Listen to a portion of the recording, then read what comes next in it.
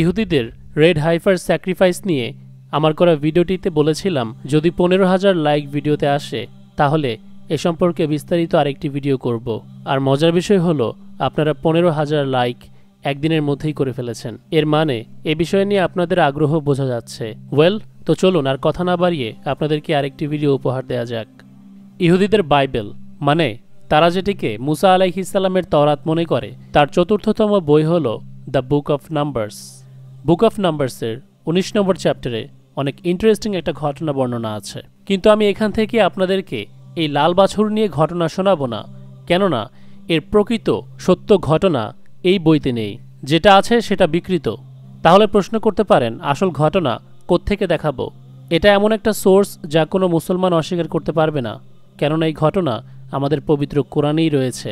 সূরাতুল বাকারার ৬৭ নম্বর আয়াত, যেখানে আল্লাহ তাআলা মুসা আলাইহিস সালামের সম্প্রদায় বনি ইসরায়েলদেরকে নিয়ে একটি ঘটনা বর্ণনা করেছেন। মুসা আলাইহিস সালামের গোত্রের কোনো এক ভাতিজা সম্পদের জন্য তার চাচাকে রাতের আধারে হত্যা করে এবং অন্যের দুয়ারে সেই লাশ ফেলে আসে তাকে ফাঁসানোর জন্য। তখন এই সমস্যার সমাধান করতে মুসা আলাইহিস সালাম সেখানে উপস্থিত হন এবং আল্লাহ তাআলা মুসা আলাইহিস সালামকে একটি নির্দেশ দিয়ে পাঠিয়েছিলেন।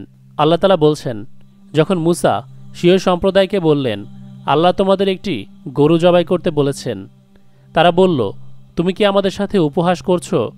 মুসা আলাইহিস সালাম বললেন, মূর্খদের অন্তর্ভুক্ত হওয়া থেকে আমি আল্লাহর আশ্রয় প্রার্থনা করছি। ভার্স 68, তারা বলল, তুমি তোমার পালনকর্তার কাছে আমাদের জন্য প্রার্থনা করো যেন সেটির রূপ বিশ্লেষণ করা হয়। মুসা আলাইহিস সালাম বললেন, তিনি বলেছেন সেটা হবে একটি গাভী যা বৃদ্ধ নয় এবং কুমারীও নয়, বার্ধক্য ও যৌবনের মাঝামাঝি বয়সের, এখন আদিষ্ট কাজ করে ফেলো। তো এই কথা বলার পর বনু ইসরায়েলের লোকেরা আবারও খুঁটিনাটি বিষয়ে প্রশ্ন করতে লাগলো এবং বারবার করে আল্লাহ তাআলার কাছে প্রশ্ন করতে মুসা আলাইহিস সালামকে বলতে লাগলো। দেখুন, বনু ইসরায়েলের মধ্যে মাইন্ডসেট, তাদের মেন্টালিটি অনেকটা এরকম ছিল, অতিরিক্ত প্রশ্ন করা, খুব বেশি খুঁতখুঁতে স্বভাবের আর কি, যার কারণে মুসা আলাইহিস সালামের মধ্যেও এরকম স্বভাব তার পারিপার্শ্বিকতার কারণে চলে এসেছিল, যার কারণে মুসা আলাইহিস সালাম নিজেও বেশি বেশি কোয়েশ্চেন করতেন। শুধু তাই নয়, প্রফেট মুহাম্মদ সাল্লাল্লাহু আলাইহি ওয়াসাল্লামের সময়ও এমনটা ছিল। বুখারী এবং মুসলিম উভয় জায়গায় এসেছে, আবু হুরায়রা রাদিয়াল্লাহু আনহু বর্ণনা করেন, রাসূলুল্লাহ সাল্লাল্লাহু আলাইহি ওয়াসাল্লাম সাহাবাদেরকে একদিন এভাবে বলেছিলেন যে, আমাকে শুধু শুধু অযথা প্রশ্ন করো না। সূরা মাইদার ১০১ নম্বর আয়াতেও বলা হয়েছে অযথা প্রশ্ন না করতে, কেননা সেগুলো কোনো কাজের না। কিন্তু বনি ইসরাইল এই তুলনায় অনেক ওপরে ছিল, শুধু শুধু জটিলতা বাড়াতো। ৬৯ নম্বর আয়াতে দেখুন, তারা আবার বলল, তোমার পালনকর্তার কাছে আমাদের জন্য প্রার্থনা করো যে তার রং কীরূপ হবে। মুসা আলাইহিস সালাম বললেন, তিনি বলেছেন যে গাঢ় পীতবর্ণের গাভী যা দর্শকদের চমৎকৃত করবে। এই যে এখানে যে পীতবর্ণের গাভীর কথা উল্লেখ করা আছে, এটাই কিন্তু সেই রেড হেফার যেটা ইহুদিরা আজকে বলি দেওয়ার প্রস্তুতি নিচ্ছে। এখন সেই ব্যক্তিরা যারা ইন্টারনেটে লেখালেখি করছে যে ইহুদিদের এই বিশ্বাসের সাথে আমাদের আকীদার কোনো মিল নেই, রেড হেফারের সাথে আমাদের কোরআন হাদিসের কোনো সম্পর্ক নেই, দাজ্জালের আগমনের সাথে এর কোনো সম্পর্ক নেই, তারা হয়তো জানে না পবিত্র কোরআনের সবচেয়ে বড় যেই সূরাটি, সূরা আল বাকারা, এই বাকারা শব্দের মানেই হলো হেফার। এবং এই পিত কালারের ইহুদিদের এই গরুর স্যাক্রিফাইসের ঘটনা থেকেই এই আয়াতের নাম কিন্তু বাকারা রাখা হয়েছে। এত বড় একটা সূরা যদি এই বিষয়টি গুরুত্বপূর্ণ না হতো, তবে হাইলাইট করে এই গরুর বিষয়টি উল্লেখ করা হতো না সূরার নাম রেখে। সুতরাং কোরআন, হাদিস বা ইসলামের সাথে এই লাল গরুর বিষয়টির কোনো সম্পর্ক নেই যারা বলছে, তারা আসলে জানে না। তাই শেষে এ বিষয়ে কিছু কথা বলবো। মজার বিষয় দেখুন, গাভী যা দর্শকদের চমৎকৃত করবে, এই ধরনের কথাবার্তা আল্লাহ তাআলা কেন বলবেন? দেখুন, ৭০ নম্বর আয়াতে ওরা আবারও প্রশ্ন করছে, আপনি প্রভুর কাছে প্রার্থনা করুন তিনি যেন বলে দিন যে সেটি কীরূপ হবে, কেননা সব গরুই যা পিত কালারের তা ওদের কাছে সাদৃশ্য মনে হচ্ছিল। দেখেন এরপর কি বলছে, ইনশাল্লাহ এরপর আমরা অবশ্যই পথপ্রাপ্ত হব, মানে এখনও ওরা পথ খুঁজে পায়নি। মুসা আলাইহিস সালাম বললেন, তিনি বলেন যে এ গাভী ভূকর্ষণ ও জল সেচনের শ্রমে অভ্যস্ত নয়, নিষ্কলঙ্ক ও নিখুঁত। তো এত কিছু মুসা আলাইহিস সালাম কেন বর্ণনা করছিলেন? কারণ হলো, ওরা যেমন গাধার মতো প্রশ্ন করছিল, মুসা আলাইহিস সালামও তেমনই জবাব দিচ্ছিলেন। যখন এত গভীরে খুঁটিনাটি বিশ্লেষণ করা হলো, তখন কিন্তু এরা বলেছে যে হ্যাঁ, এবার সঠিক তথ্য এনেছ। অতঃপর তারা সেটা জবাই করলো, অথচ জবাই করবে বলে মনে হচ্ছিল না। এখন তাফসিরের কিতাবে এসেছে যে এই বনি ইসরায়েল এই পরিমাণে জাহেল যে যে কোনো গাভী জবাই করলে কিন্তু তাদের হয়ে যেত, অথচ অযথা প্রশ্ন করে বিষয়টিকে এত জটিল বানিয়ে তারপর কাজ হুকুম সম্পাদন করলো।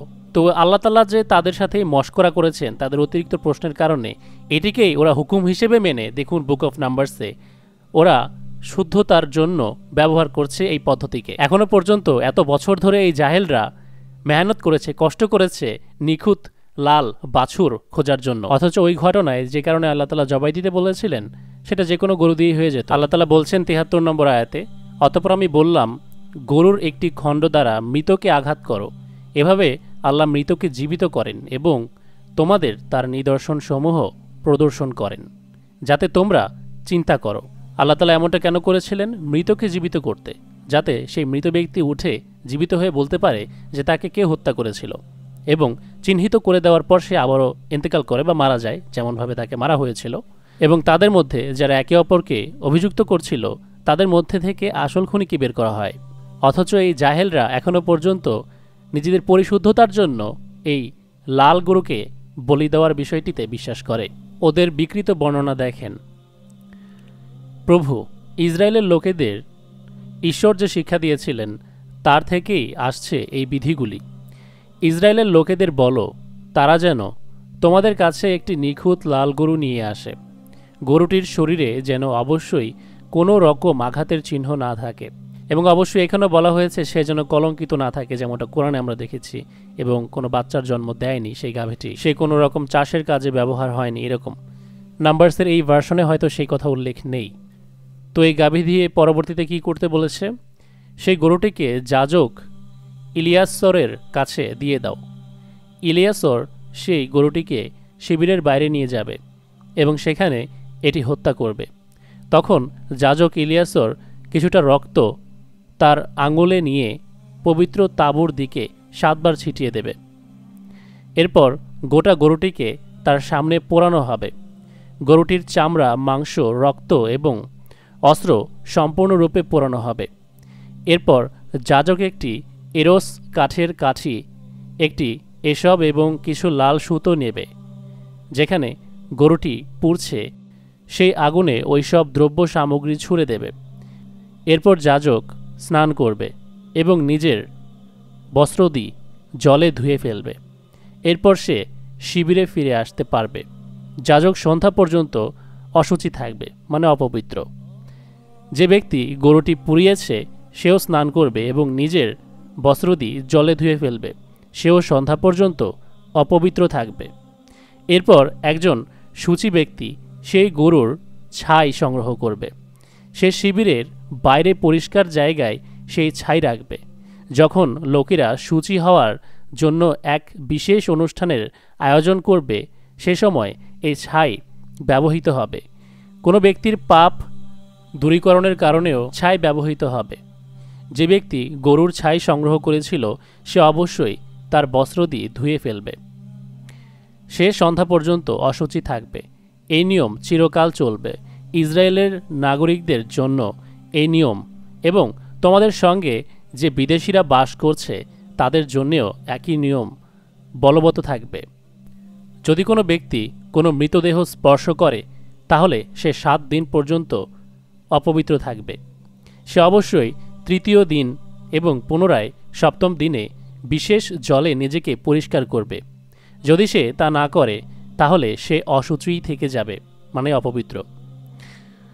যদি একজন ব্যক্তি কোনো মৃতদেহ স্পর্শ করে তবে সেই ব্যক্তি অশুচি। যদি সেই ব্যক্তি নিজেকে শুচি না করে তাঁবুতে যায় তাহলে সেই তাঁবুটি অশুচি বা অপবিত্র হয়ে যাবে। সুতরাং সেই ব্যক্তিকে অবশ্যই ইসরায়েলের অন্যান্য লোকেদের থেকে পৃথক করে রাখা হবে। যদি কোনো অশুচি ব্যক্তির ওপরে পবিত্র জল ঢেলে না দেওয়া হয় তাহলে সেই ব্যক্তি অশুচিই থেকে যাবে।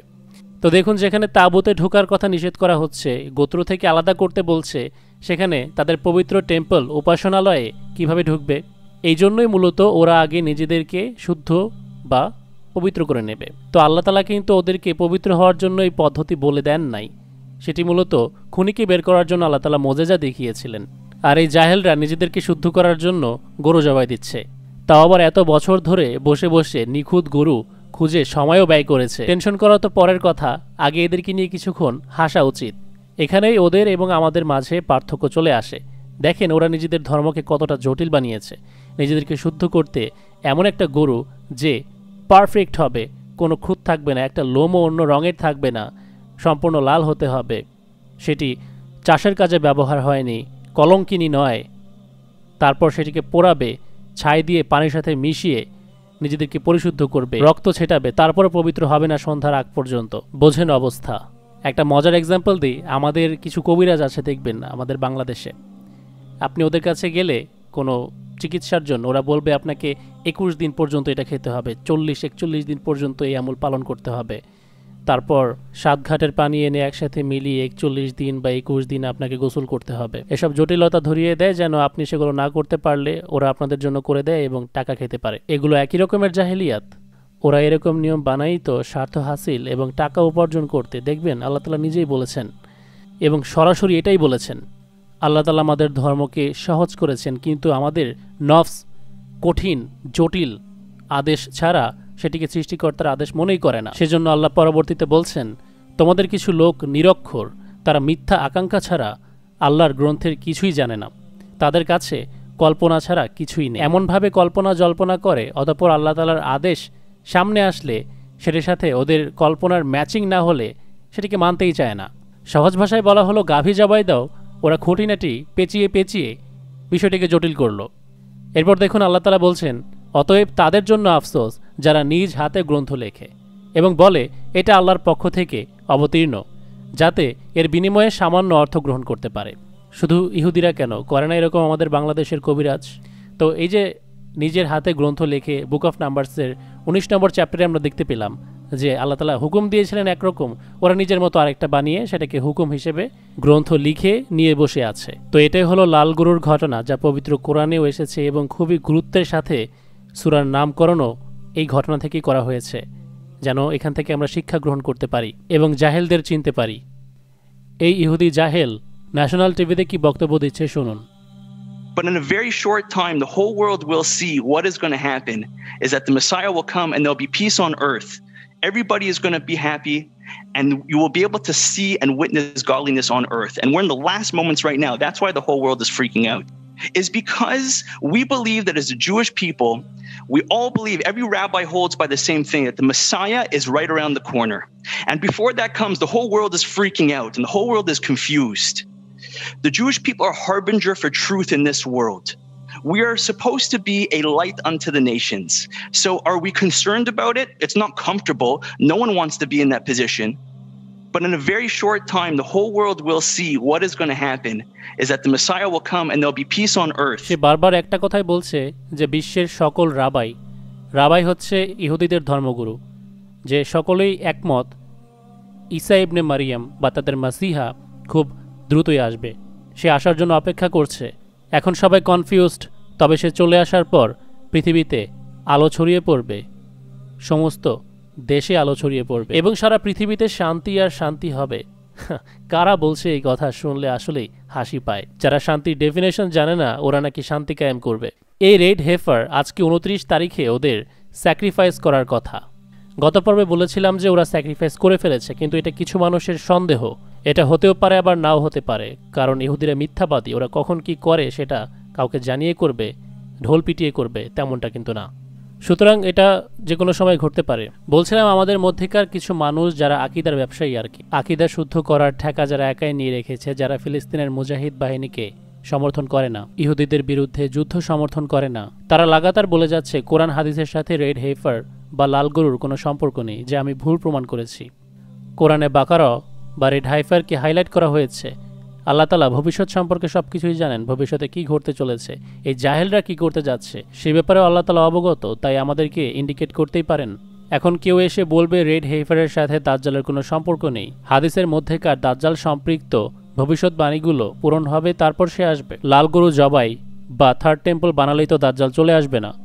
কি একটা লজিক! মানে এ যদি রাইট হয় তাহলে বি কে রং হতে হবে।